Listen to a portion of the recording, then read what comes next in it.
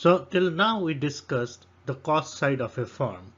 We all know that to maximize profit, either the firms can minimize cost or they can also maximize something else, which is revenue. So in today's lecture, we are going to focus on the revenue, which is opposite to the cost, because firms always wants to maximize revenue and minimize cost to maximize their profits. So let's start with the simple definition of what does revenue means. So revenue, or in this class we generally use the word TR, is nothing but price times quantity. So price is the price the consumers are paying you, and quantity is the number of units you are selling.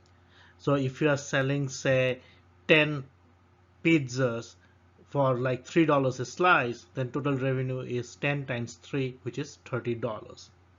So related to this concept of total revenue, we have something called average revenue. Average revenue is nothing but total revenue divided by quantity. So if you take the total revenue and just divide by number of units you sold, that's your average revenue. Then there's something called marginal revenue, which is the change in total revenue over change in quantity, which basically measures how your total revenue changes as a result of change in, or if you are selling one additional unit of the quantity.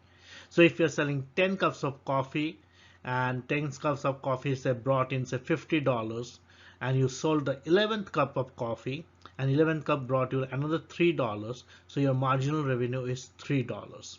How this marginal revenue, average revenue to behave depends on the type of. So what we have is a schedule for revenue for a firm, and what we have here is quantity, that means quantity they sold, and the prices they are charging.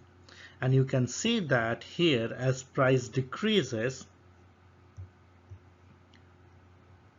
the quantity sold or increases. So it increases from 3 to 4, 4 to 5 as price decreases. So this inverse relationship between price and quantity is often called the law of demand. And it's a very intuitive concept where basically it says that as price increases, people tend to buy less of it. And it comes from the fact that always, there's an opportunity cost everything. So question is that if you want to spend a lot of dollar on a particular product, that means you are missing out the opportunity to buy something else. So generally people tend to buy less of it as price increases.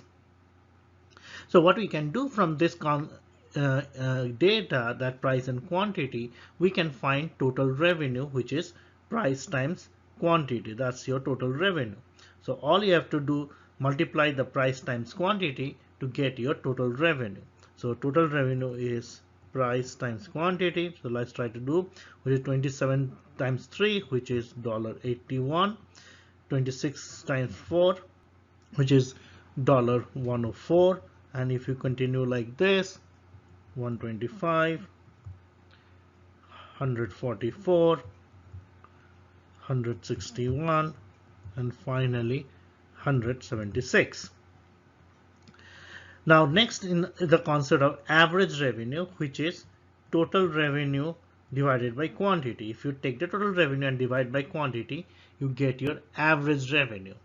And it's not surprising that in this case average revenue turned out to be price. So if you divide 81 by 3, which gives you 27, 104 by 4, which gives you 26, 125 by 5, which gives you 25, 144 by 24 by 6, which gives you 24, 23, and 22. So average revenue and price are the same thing in this particular scenario. And finally, what we're going to calculate is marginal revenue, which is change in total revenue over change in quantity. So let's see, like this is my total revenue. I want to see a change in total revenue. So first one we don't know. You don't put first one because what was before $81 we don't know. So if $104, so it would be 104 minus 81 divided by change in quantity 4 minus 3, which gives you 23. And if you keep on doing it, it's next would be 21, 19, 17 and 15. So if you just plot these things against quantity on the x-axis and revenue on the y-axis, so next we'll try to graph them. Let's try to graph it. So we'll measure quantity on the x-axis and revenue here. So let's do the average revenue and marginal revenue. So quantity goes from 3 to 8. So let's start at 0, 3, 4, 5, 6, 7, 8. And your revenues, it's anywhere from 22. Okay, let's start from 15. So let's do 5, 10, 15, 20, 25, 30. So if you are selling 3 units, your average revenue is 27, somewhere here. 4 units, it would be somewhere here. 5 units, it would be here. 6 units, it will be 24, little lower. 7 units is 23, even lower. 8 units is 22. So that's your average revenue, which is a downward sloping curve because it decreases as you produce more. Let's look at the marginal revenue. So if you produce, so there's no marginal revenue at 3, at 4, marginal revenue is 23, so somewhere here. So let's use it red, so somewhere here. At 5 it's 21 here. At 6 is 19. At 7 it's 17. At 8 it's 15. So this is your marginal revenue curve.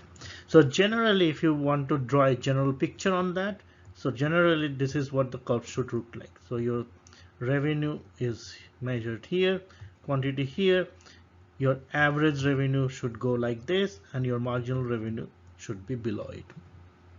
This is how the revenue curves typically behave in very specific situation, because it does vary with the types of market, which we'll be talking about in our next lecture. But the bottom line is this. These revenue concepts are very important in terms of understanding the profit maximization decision that firms make, and which we will be talking about profit maximization in our upcoming lecture.